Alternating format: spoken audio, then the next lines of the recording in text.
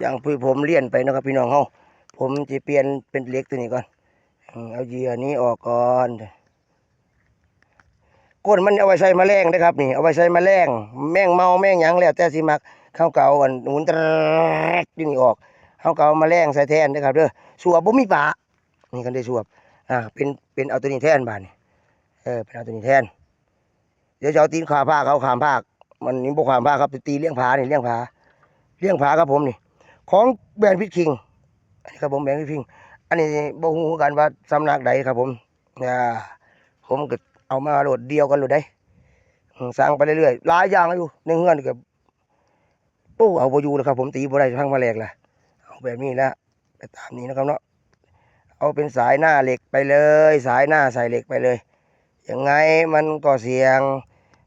ชะโดเนี่ยมันเป็นสัตว์ที่ดุร้ายแต่ว่าเขาว่ามันล่าล้านซาบ้านหรือว่ามันกินทุกทีทุกอย่างของผมผานี่ชิบหายไว้วอดอีหลีได้นี่เด้อครับผมนี่ผมเอามาพิสูจน์บ้างแล้วนี่อยู่ผายผมนี่